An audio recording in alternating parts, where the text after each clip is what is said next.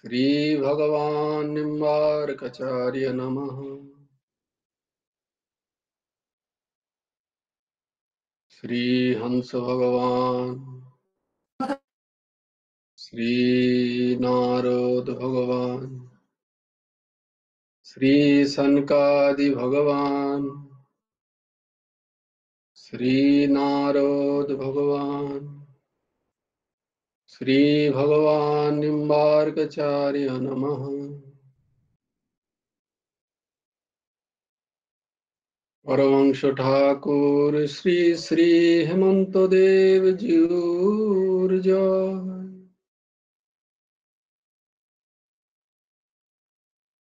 राधां कृष्ण स्वरूपं वै कृष्णं राधा स्वरूपिणम् अलात्मानं निकुञ्जस्थं गुरुरूपं सदा भजे। वर्तमानस्य यत् पापं यद्भूतं यद्भविष्यति तत्सर्वं निर्दयत्याशु गोविन्दानलकीर्तनम्।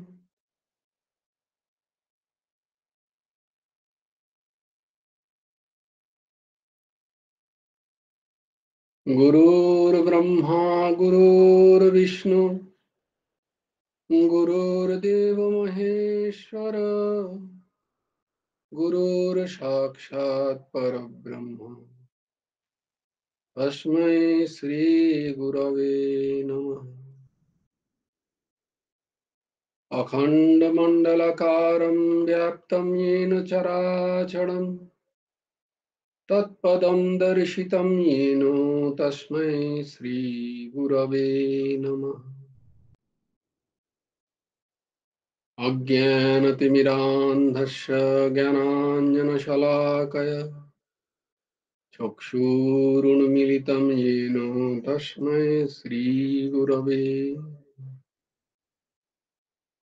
नराकार परब्रह्म रूपाय ज्ञानहरिणे आत्मज्ञानप्रदानेन तस्मै श्रीगुरवे। यो दत्ता सहजानन्दं हरेत् सर्वमयं शिशो पूर्वाच्च मुख्ययोग्योत्तम तस्मै श्रीगुरवे नमः। न गुरुरधिकं तत्त्वं न गुरुरधिकं तपः तत्त्वज्ञानात् परां नास्ति तस्मै श्रीगुरवे नमः। मन्नाथो श्रीजगन्नाथो मद्गुरु श्रीजगद्गुरु मदात्मा सर्वभूतानां तस्मै श्रीगुरवे नमः।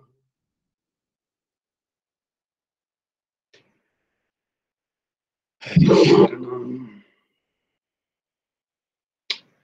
जय गुरुराधे श्याम। गुरुर्ब्रह्मा गुरुर्विष्णु गुरुर्देवो महेश्वर गुरुर्साक्षात् परब्रह्म तस्मै श्रीगुरवे नमः। कृष्णाय वासुदेवाय हरये परमात्मने प्रणतः क्लेशनाशाय गोविन्दाय नमो नमः। कृष्णाय वासुदेवाय देवकीनन्दनाय च नन्दगोपकुमाराय गोविन्दाय नमो नमः।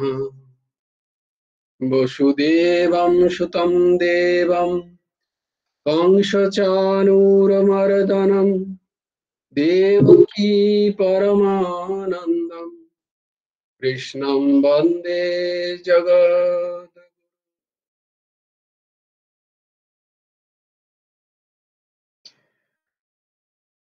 हरि ओम तत्सत्।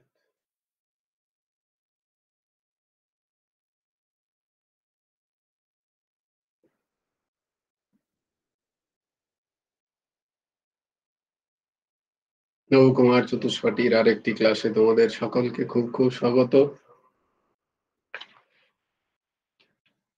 তাহলে আমরা যে যে শ্লোকগুলো করছি সেগুলো সবাই করছো আশা করি।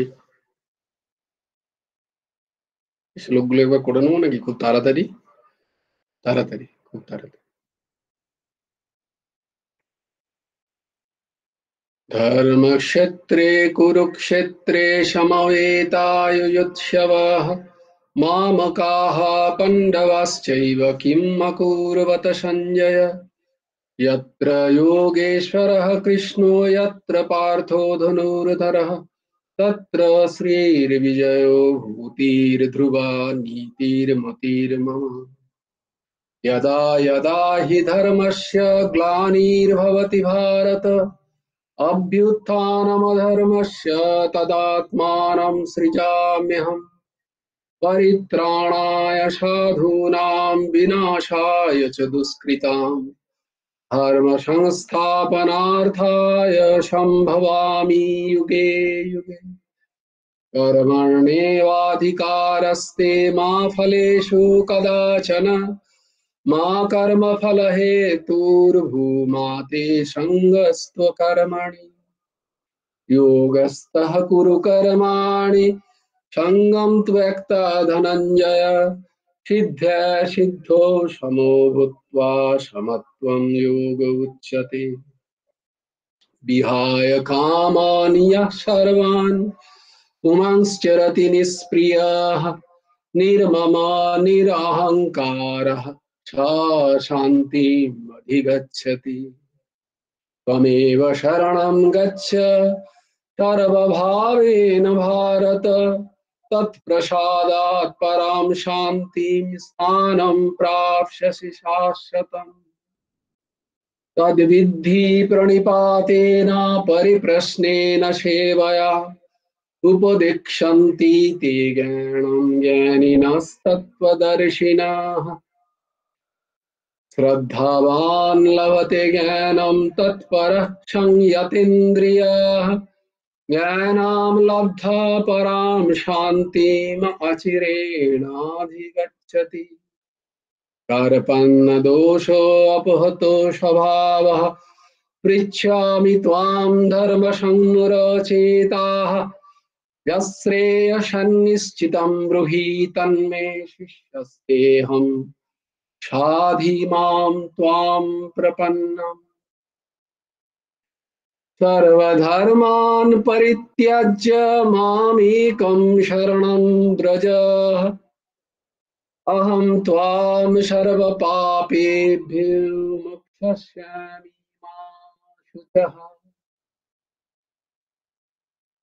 জয় গুরু রাধেশ।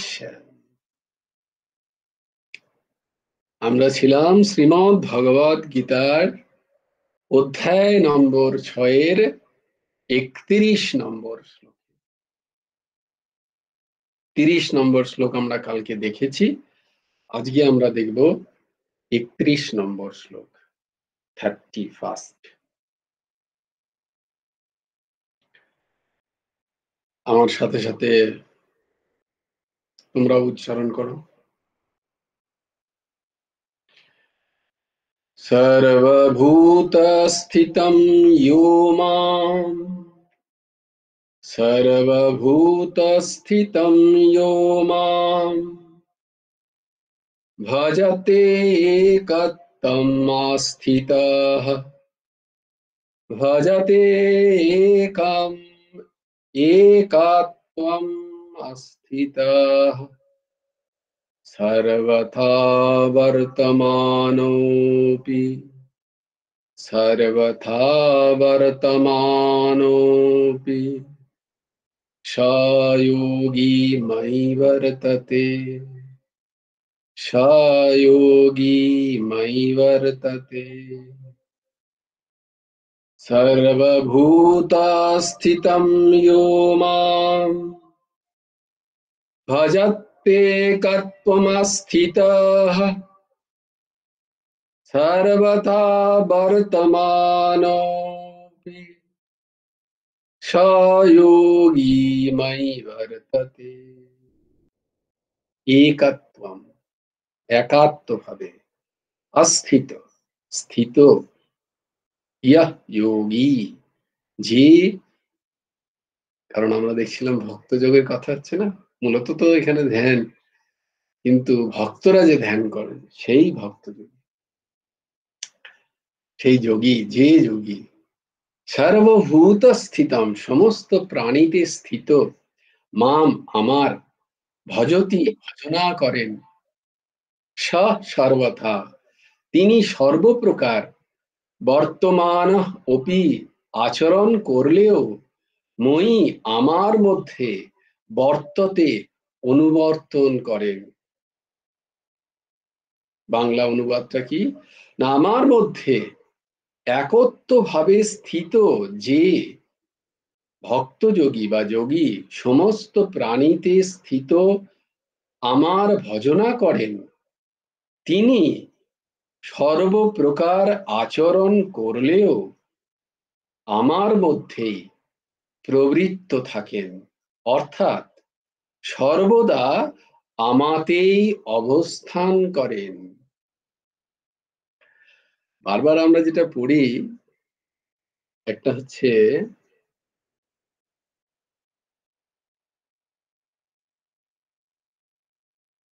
ব্যতিরেক পদ্ধতি, আর একটা হচ্ছে অন্বয় পদ্ধতি। আন্বয়, আন্বয় পদ্ধতি একটা, একটা ব্যতিরেক পদ্ধতি। দুটো পদ্ধতি দিয়ে ব্রহ্মকে চেনা যায়, ব্রহ্মের উপলব্ধি হয়, আত্মতত্ত্বের জ্ঞান হয়, ভগবানের সাথে প্রেম হয়। আর কি হয়, না সর্বচরাচরে যে সেই একেরই বর্তমানত্ব, সেটার উপলব্ধি হয়। দুভাবে হয়। কিভাবে বললাম, দুটো রাস্তা, ব্যতিরেক আর অন্বয়। বাংলায় বললে অন্বয়, সংস্কৃত বললে অন্বয়, অন্বয়, ব্যতিরেক পদ্ধতি। তো ব্যতিরেক পদ্ধতি অনুসরণ করেন কারা, না জ্ঞানীরা অনুসরণ করেন। জ্ঞান মার্গে যারা যান তারা ব্যতিরেক পদ্ধতি অনুসরণ করতে করতে যান। কিরকম ব্যতিরেক, ব্যতি রেখে, ব্যতিরেক মানে ব্যতি রেখে, এইটা ব্যতি রেখে কি থাকছে, না না না না, এই না না করতে করতে যেটা অবশিষ্ট থাকে, বলে সেইটা ব্রহ্ম, বলে এইটা কি ব্রহ্ম, বলে না, কেন না এটা ক্ষণভঙ্গুর, এটা কাল দ্বারা পরিচ্ছিন্ন, এটা দেশ, দেশে আছে, একটা দেশেই পাওয়া যায়, অন্য দেশে পাওয়া যায় না, এটা একটা কালেই পাওয়া যাচ্ছে, অন্য কালে তার অস্তিত্ব নেই, মানে অন্য সময় সেটা পাওয়া যাচ্ছে না, কাল অন্য সময়, সেটা ব্রহ্ম হতে পারে না। ব্রহ্ম এক রূপ। এইরকম যাকে পাবো তাকেই ব্রহ্ম বলে স্বীকার করব, না হলে করব না। তাই সবেতে না, এটা কি, ওহো এটা তো একটা রূপ, সেই রূপটা তো শেষ হয়ে যাবে একদিন, না তাহলে এটা ব্রহ্ম নয়। এটা কি, এটা তো একটা নাম, এও তো দেয়া হয়েছে, আবার চলে যাবে, থাকবে না, নামেরও তো কোনো চিরন্তন অস্তিত্ব নেই, সব সময় থাকে না, তাহলে এটাও ব্রহ্ম নয়, এটা রূপ ব্রহ্ম নয়, এটা নাম নয়। এইভাবে না না করতে করতে তত্ত্বজ্ঞানী জপ করছেন, এই যখন কবিগুরু বলছেন, তত্ত্বজ্ঞানী জপ করছেন নিঃশ্বাসে প্রশ্বাসে, না না না,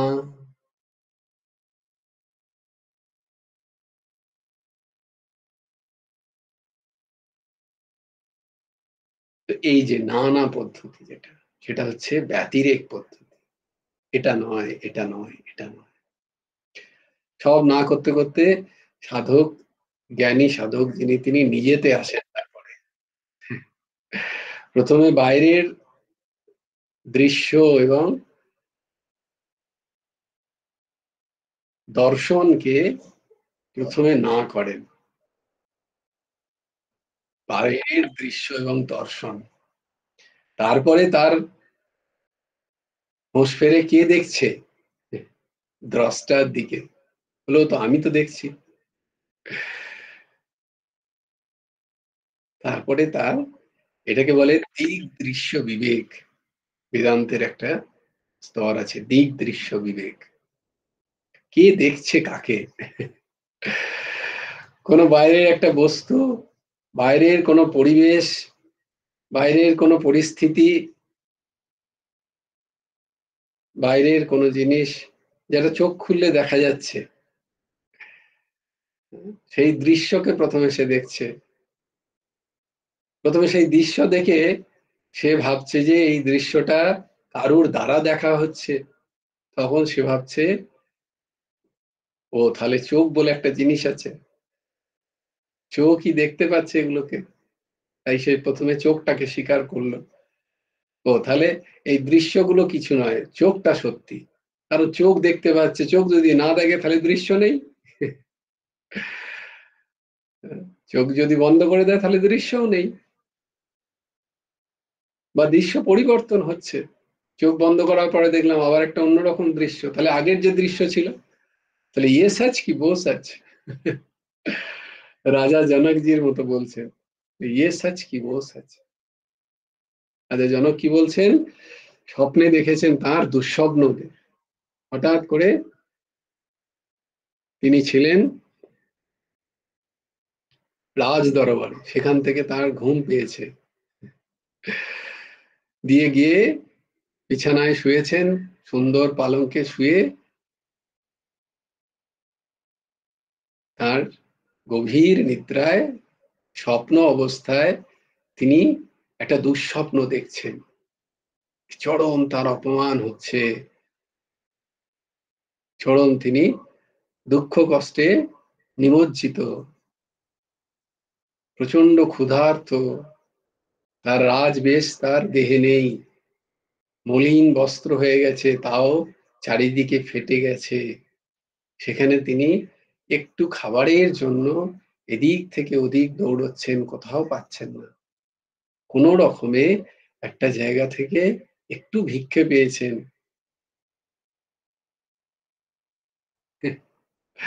সেই ভিক্ষের পাত্র নিয়ে তিনি খেতে বসবেন, তখনই দেখছেন দুটো ষাঁড় বিশাল লড়াই করতে করতে তার সামনে এসে তার যে খাদ্যের পাত্রটি শিং দিয়ে ভেঙে দিল। চিন্তা করো, রাজা জনকজি স্বপ্নে দেখছেন। তিনি ৩-৪ দিন ধরে ক্ষুধার্ত, কেউ তাকে কিচ্ছু দেননি। শেষে ৩-৪ দিন পরে একটু খাবার পেয়েছেন। আর সেই স্বপ্নে দুটো ষাঁড় লড়াই করতে করতে এসে শিং দিয়ে সেই খাবারটুকুও তারা ফেলে দিয়েছে। তো সেই দেখে রাজা জনকের অবস্থা তো অত্যন্ত খারাপ। রাজা জনক পুরো ক্ষেপে উঠেছেন একদম। ওহ, আমি এটুকু না হলে তো আমি মরেই যাবো। রাজা জনক প্রচন্ড ঘেমে উঠে, কেঁপে উঠে হাঁপাচ্ছেন, দিয়ে চারিদিকে দেখছেন, আরে আমি তো সোনার পালঙ্কে শুয়ে আছি, আমার রাজত্ব, এটা কি অদ্ভুত ঘর। তখন তিনি পাগল হয়ে গেলেন। তখন তার মনের মধ্যে একটাই প্রশ্ন, কি ইয়ে সচ কি ও সচ, এইটা সত্যি না ওটা সত্যি, কোনটা সত্যি? এই যে আমি এখন জেগে আছি, একটা পালঙ্কের উপরে বসে আছি, রাজমহল, আমি রাজা, রাজ বসন আছে আমার, আর স্বপ্নে আমি এটা দেখছিলাম, তাহলে কোনটা সত্যি? এ সচ কি ও সচ। ব্যাস, আর কিছু তিনি বলতেই পারছেন না। এ সচ কি ও সচ। রাজপ্রাসাদে গিয়েও তার কোনো রাজকার্য হচ্ছে না। এই রাজ দরবারে গিয়ে তিনি পণ্ডিতদের ডেকে বলছেন, বাতাও, তাড়াতাড়ি বলো সবাই, নালে সবার চাকরি যাবে। এ সচ কি ও সচ। अरे क्या सच, कहाँ की सच, कुछ तो बताओ। हमको तो धरातलই समझ में नहीं आ रहा है প্রশ্নের। ভাই প্রশ্ন কোথা থেকে জিজ্ঞেস করছেন সেটা তো বলুন। ন্যায় থেকে জিজ্ঞেস করছেন, বৈশেষিক থেকে জিজ্ঞেস করছেন, যোগ থেকে, সাংখ্য থেকে, বেদান্ত থেকে, কোথা থেকে জিজ্ঞেস করছেন? কোন শাস্ত্র? জ্যোতিষ থেকে জিজ্ঞেস করছেন না? কোন শাস্ত্র থেকে জিজ্ঞেস করছেন? শব্দরূপ কি, ধাতুরূপ কি, এইসব বললে আমরা এক্ষুনি বলে দিতে পারি। পাণিনির ব্যাকরণে আছে এইসব কিছু, বলে না। হে সচ কি ও সচ, হে সচ কি ও সচ, বলে প্রশ্নের ধরাতলই বুঝতে পারছি না। তখন সেই করতে করতে চারিদিকে খুব করতে করতে চলে গেল, সেটা কার কানে? মহামুনি অষ্টবক্র। মহামুনি অষ্টবক্রের কানে গেল, তার কাছে এলো যে কি ব্যাপার, কি এত হইচই কেন তোমাদের মধ্যে? তারপরেও তাকে নিয়ে সবাই হাসি ঠাট্টা করতো, কারণ সে 8টা দিক থেকে বক্র ছিল। 8টা মাথা থেকে পা পর্যন্ত 8 জায়গায় বাঁকা ছিল অষ্টবক্র। মুনিরাজ অষ্টবক্র। তিনি তার যে পিতা ছোটবেলা থেকে দেখেননি তিনি, তো মাকে গিয়ে জিজ্ঞেস করছে, তুমি যে বলো যে পিতা অন্য দেশে গেছেন চাকরি করতে, কই এখনো তো ফিরলেন না? তুমি নিশ্চয়ই আমায় সত্য কথা বলো না মা, তুমি সত্য কথা বলো, আমার পিতা কোথায়? সবাই আমাকে জিজ্ঞেস করে, আমি কি সত্যিই তাহলে আমি পিতাহীন? মা বলে, না না না, সবাই ভুল কথা বলছে। তাহলে কোথায়, কোথায় বলো আমার পিতা, কেন আমি তাকে দেখতে পাই না? বলে, তোমার পিতাকে জেলে আটকে রেখেছে জনক রাজা। বলে, কেন? না, শাস্ত্র অর্থে সে হেরে গেছিল। এরকম শাস্ত্র অর্থে হেরে গেলে জনক রাজা পণ্ডিতদের জেলে পুরে রাখেন, এরকম বিধান ছিল সেই সময়। তাই তিনি শাস্ত্র অর্থে হেরে গিয়ে তাকে মৃত্যুদণ্ড তো পাননি, তাকে জেলে পুরে রাখা আছে। যদিও সেখানে সব সুযোগ আছে, কিন্তু সেখান থেকে বাড়ি আসতে দেওয়া হয় না, তাদের কোনো অপমান হয় না। জেলে মানে যারা অন্যায় করে জেলে সেরকম নয়, কিন্তু ঘরবন্দি এইরকম। আচ্ছা তাই, ঠিক আছে, আমি যাব জনক মহারাজের কাছে। তুমি যাবে? তুমি এত বাচ্চা, ছোট বাচ্চা ছেলে। জানো অষ্টবক্র কেন অষ্টবক্র হয়ে গেছিলেন?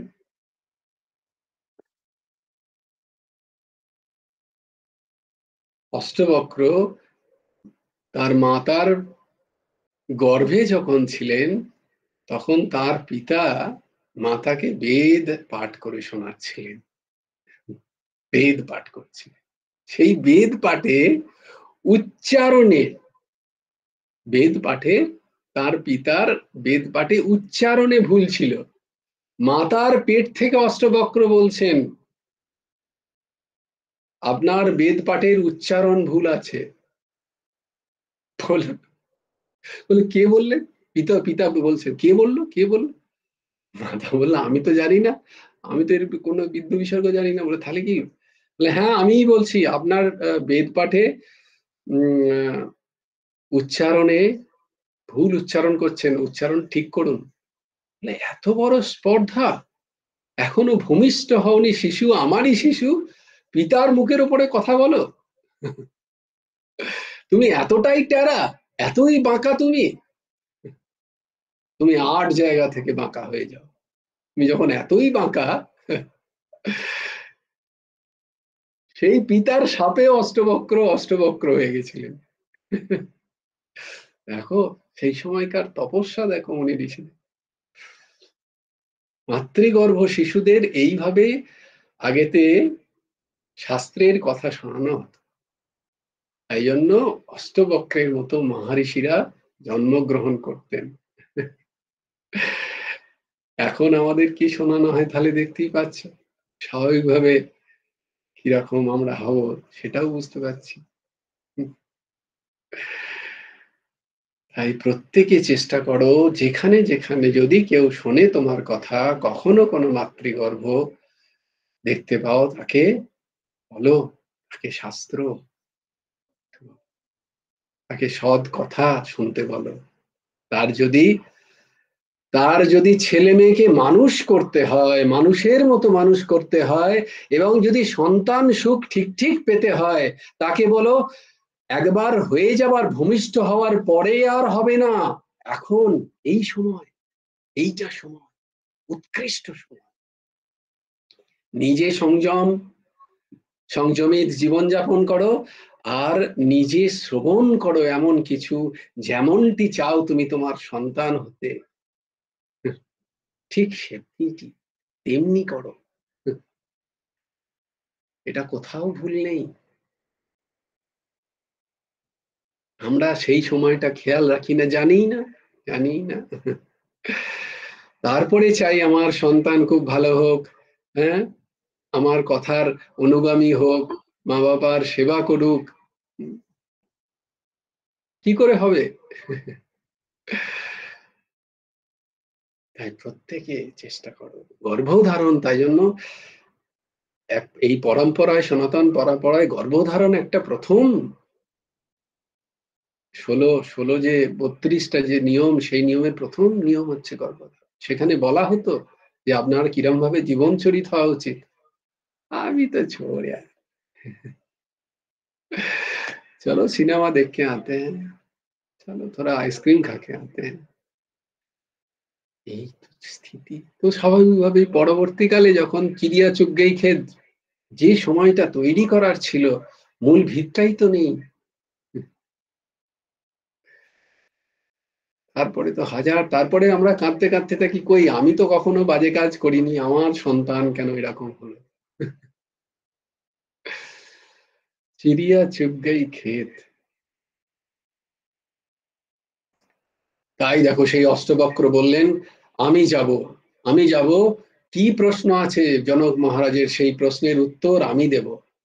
তো জনক মহারাজের সভাতে যখন গেলেন, তখন জনক মহারাজ তো বিভোর হয়ে আছেন, ইয়ে সচ কি ও সচ, ইয়ে সচ কি ও সচ।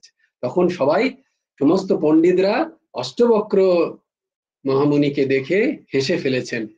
হেসে যেই ফেলেছেন সবাই, জনকমুনিও দেখে একটু হাসির ছল, আবার কে চাট, সব দিকে এরম করে বেঁকা একটা মানুষ এসছে, হেসে ফেলেছে দেখে।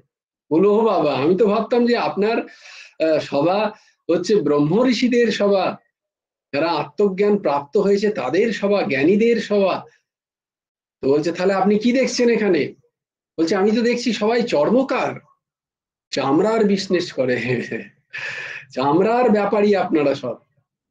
কি ঠিক তো উত্তর দেখো, আপনারা সব চর্ম ব্যাপারী, চামড়ার ব্যবসা করেন। বলে মানে আপনার এত ঔদত্ত, এই বাচ্চা ছেলে, আর আপনি আমাদের মতো এত বরিষ্ঠ বরিষ্ঠ সমস্ত জ্ঞানী মহাপুরুষদের চর্মকার বলছেন? বলে তাছাড়া কি বলবো, আপনাদের যদি জ্ঞান হয়ে থাকে, তাহলে কি আপনারা শরীর দেখবেন না, শরীর স্থিত ব্রহ্মকে দেখবেন? আপনারা তো শরীর দেখছেন, চামড়া দ্বারা আবৃত শরীরটাকে দেখছেন। তাই আপনাদের চর্মকার ছাড়া আর কি বলি, যার চোখ চর্ম দেখে সে চর্মকারী, যার চোখ সর্বত সমস্ত জায়গায় ব্রহ্ম দেখেন, সে ব্রহ্ম, সে ব্রহ্মবিদ,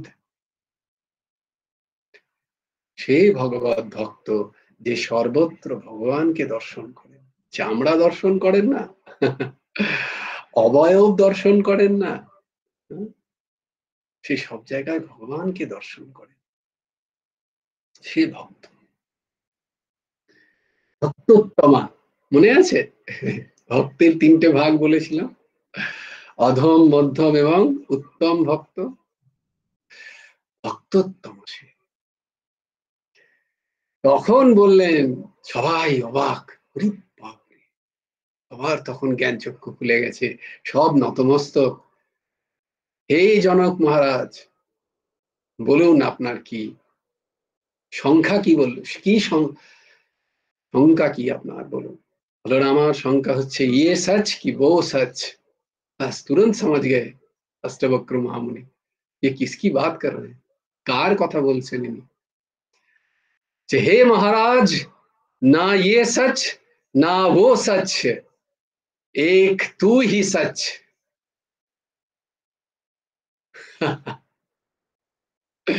না ये सच না वो सच,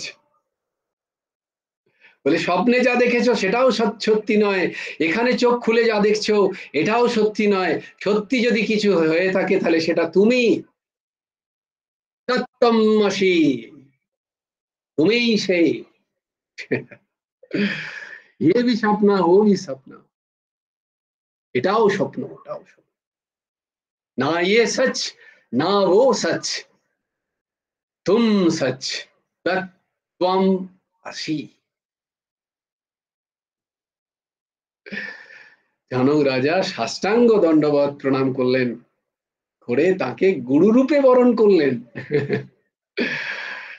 অষ্টাবক্র মহামুনি গুরুরূপ হয়ে গেলেন। জনক রাজা বলেন, আপনি আমার গুরুদেব, বলুন কি চান, আমার পিতাকে মুক্ত করুন। এই হচ্ছে অষ্টবক্রের কাহিনী। সেই অষ্টবক্র কে প্রশ্ন করছেন জনক মুনি, বিভিন্ন প্রশ্ন জীবন নিয়ে, আর অষ্টবক্র মহামুনি তার উত্তর দিচ্ছেন। এটাকেই বলা হয় অষ্টবক্র গীতা। যেমন শ্রীমদ ভগবদ গীতা অর্জুন প্রশ্ন করছেন, ভগবান উত্তর দিচ্ছেন, তেমনি জনক মহারাজ প্রশ্ন করছেন আর তার গুরুদেব অষ্টবক্র মহামুনি উত্তর দিচ্ছেন। এই যে কথোপকথন, এই যে গুরু শিষ্য সংবাদ, এই সংবাদের নাম হচ্ছে অষ্টবক্র গীতা। জ্ঞান মার্গে এর ভূয়সী ভূয়সী প্রশংসা হয়, একদম পয়েন্ট টু পয়েন্ট, ওখানে কোনো আর কোনো দিক লেখা নেই। অষ্টবক্র গীতা, যদি ঠাকুর সেই সুযোগ দেন কোনোদিন অষ্টবক্র গীতা নিয়েও আমাদের চর্চা হবে। তো দেখো, তাহলে আমরা যা দেখতে পাই সেটা হচ্ছে অবয়ব, মোড়া চামড়া গুলোকে দেখতে পাচ্ছি।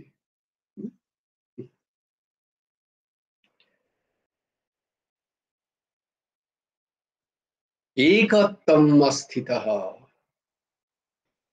সেই এক আমাকেই সমস্ত ভূতে স্থিত যে দেখতে পায়। সর্বভূত স্থিতম, সর্বভূত স্থিতম মানে খালি প্রাণীর কথা বলা হচ্ছে না এখানে। সর্বভূত মানে সমস্ত কিছু, যা এখানে যা দেখতে, ভূত মানে যা দেখা যাচ্ছে, ভূত মানে যা আমার কাছে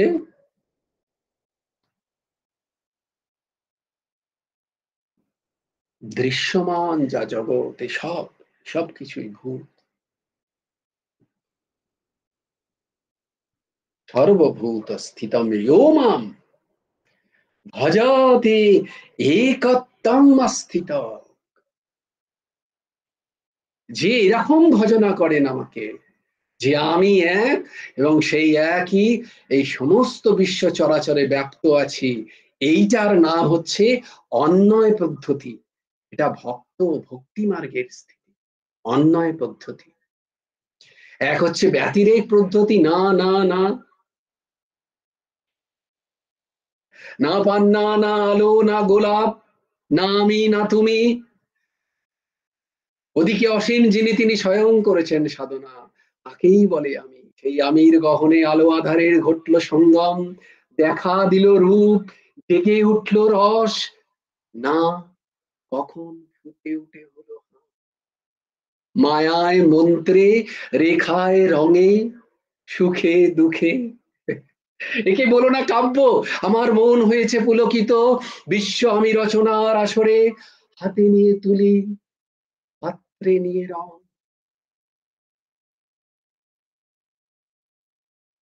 কবিগুরু রবীন্দ্রনাথ ঠাকুরের আমি। অদ্বৈত সিদ্ধান্তে তাই জন্য কি হয় না, সে তার আত্মস্বরূপকেই সর্বত্র, আত্মস্বরূপকে সে সর্বত্র খোঁজে।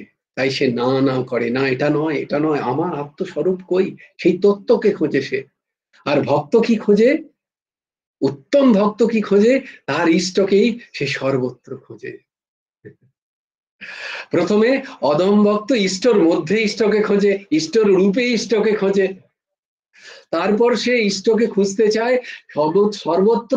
ইষ্টর সর্বত্র বলে সব জায়গায় ইষ্ট না, এটাও তো ইষ্টরই, এটাও তো ভগবানেরই, এও ভগবানেরই, এও ভগবানেরই, এরম ভাবে খোঁজে। তারপরও ভক্তোত্তম কি হয়, সে আর ভগবানেরই খোঁজে না, ভগবান ছাড়া তার কাছে আর কিছু থাকেই নেই জগতে। এটা হচ্ছে অন্যয় পদ্ধতি। সে সব জায়গায় প্রভুকেই দেখে, তার ইষ্টকেই। তত্র যত্র নেত্র পরে তত্র তত্র কৃষ্ণ স্ফুরে। সে ভগবান ব্যতি রেখে আর কোথাও কিছু দেখতে পায় না। এইটা হচ্ছে অন্যয় পদ্ধতি, অন্বয় পদ্ধতি। ভক্তিযোগের সাধকরা এই পদ্ধতি অনুসরণ করে। তার তখন ভগবানের সাথে এমন একটা গভীর ভালোবাসা, গভীর প্রেমের উদ্রেক হয় যে সে সর্বত্র অন্য কোনো বস্তু তার চোখে পড়েই না, সর্বত্র তার প্রেমিকেরই চোখ, প্রেমিকেরই রূপ সে দর্শন করে। সে সবসময় তার প্রিয়া প্রীতমকেই দেখে। यत्र मानव तत्र माधव, যত্র নারী তত্র প্যারী। পরমহংস ঠাকুর, পরম আরাধ্য সচ্চিদানন্দ সদ্গুরু ঠাকুর শ্রী শ্রী হেমন্ত দেবজিও বলছেন, যত্র মানব তত্র মাধব, আর যত্র নারী তত্র প্যারী। এই দৃষ্টি হোনা চাই। এটা হচ্ছে সর্বভূত স্থিতম মাম, এই কথা বলছেন ভগবান। সর্বথা বর্তমানোপি সযোগী ময়ি বর্ততে। তিনি তিনি যার এই রকম স্থিতি হয়েছে, তার কিরম হয়, সে সব কাজ করছে, সে সংসারের মধ্যে বিচরণ করছে। পুমাংশ্চরতি নিষ্প্রিয়, মনে আছে শ্লোকটা? পুমাংশ্চরতি, সে সমস্ত জায়গা বিচরণ করছে। এই নয় যে সে সমস্ত কাজ করছে না, সে সব কাজ করছে, কিন্তু সর্বত্র তার প্রভুই বর্তমান, এই রূপে সে কাজ করছে। এবং সর্বত্র বর্তমান হলে সে প্রভু আমার মধ্যেও আছে, এই স্থিতি দিয়ে, তার স্থিতি, তার মানসিক স্থিতি নিয়ে সে সমস্ত কাজ করছে সংসারে। কিন্তু তার স্থিতি এরকম যে সর্বত্র সর্বদা, যৎ সৎ সর্বত্র সর্বদা। তাই জন্য জ্ঞানীদের কি হয়, তারা দৃশ্যর সাথে, দর্শনের সাথে নিজেকে আস্তে আস্তে বিচ্ছিন্ন করেন, যে দ্রষ্টা রূপে দেখেন তিনিই বর্তমান। আর ভক্ত কি করেন, সে দৃশ্য, দ্রষ্টা, দর্শন যা কিছু আছে সব কিছুই তার কাছে ভগবতময় হয়ে যায়। পার্থক্য কিছু নেই, দুটিরই একই স্থিতি, একই স্থিতি, সেই অদ্বৈতই। জ্ঞানীর স্থিতি অদ্বৈতই একমাত্র, আর ভক্ত স্থিতিও অদ্বৈত, কিন্তু মহানন্দে শুষ্কতা নেই সেখানে। এটাকেই বলে দ্বৈত অদ্বৈত সিদ্ধান্ত। ভগবান নিম্বার্কাচার্য পরম্পরায় এই দ্বৈত অদ্বৈত সিদ্ধান্ত।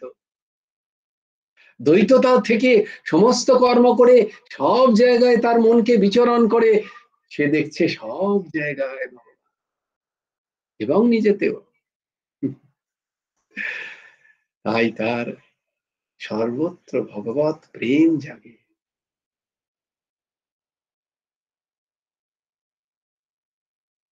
এইরকম স্থিতি, এটাকেই দ্বৈত অদ্বৈত সিদ্ধান্ত বলে ভগবান নিম্বার্কাচার্য।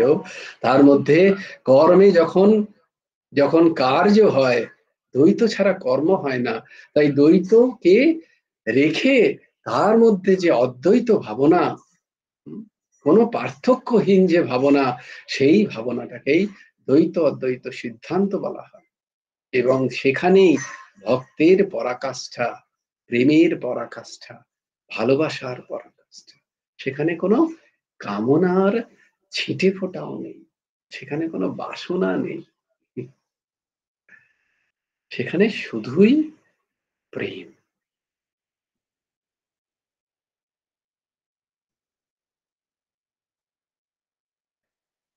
এখানে প্রেমে দুই নেই, এক আছে। প্রেমে কি নেই? দুই নেই, এক আছে। प्रेयर प्रेम की गली अति साँकरी। अति साँकरी মানে খুব সরু। প্রেমের যে গলি না, সেটা খুব সরু।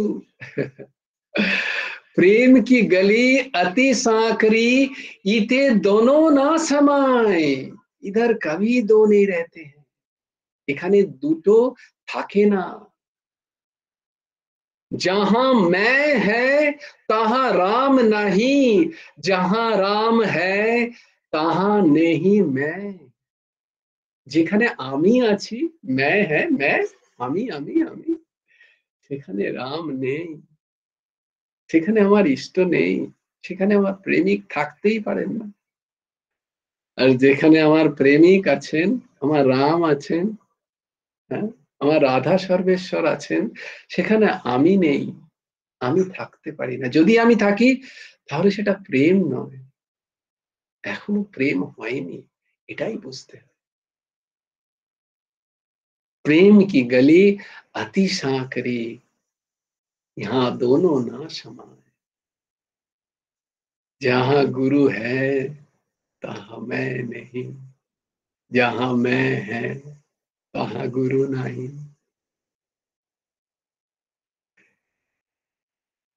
दोनों ना समाये।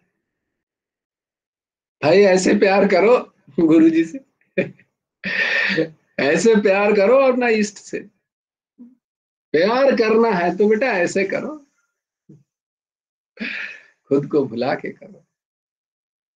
ये होता है भक्तोत्तम। भक्तोत्तम আমাদের তো উত্তমই হতে হবে, আমরা অধম মধ্যম কেন হতে যাব? আমাদের हाईएस्ट अचीवेबल থাকতে হবে। अगर अगर भाई खाना ही है, सामर्थ्य नहीं है, तो भाई खाएंगे तो सबसे बढ़िया खाएंगे, चकाचक पाएंगे, जब पाएंगे तब तक तो भाई हम उसके लिए पैसा जुगाड़ करते हैं, नाम की पैसा जुगाड़ करते हैं, लेकिन पाएंगे तो वही पाएंगे। जैसे चितवत चंद चकोर। चलो कोई बात नहीं, आगे बढ़ जाएगा। तो ये बात है, ऐसा है, हाँ? एक ज्ञान की रास्ता, एक भक्त की रास्ता।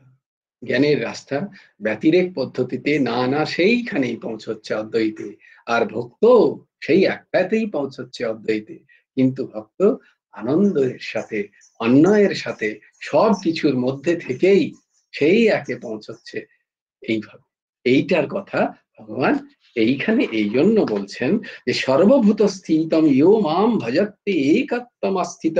সর্বথা, সে সর্বথা সর্বতলোপি, সমস্ত জায়গায় থেকেও সে কিন্তু এমন যোগী যে সে আমার মধ্যেই সে বিচরণ করে, সে আমার মধ্যেই রমণ করে, সে আমার মধ্যেই, তাকেই বলা হয় আত্মরাম পূর্ণ কাম। मस्त रहते हैं ऐसा। जय जय श्री राधे, जय जय श्री सीताराम, हर हर महादेव। भजो गुरु हेमंत देव राधे श्याम, जप हरे कृष्ण हरे राम, राधे श्याम श्याम श्याम राधे राधे, राधे कृष्ण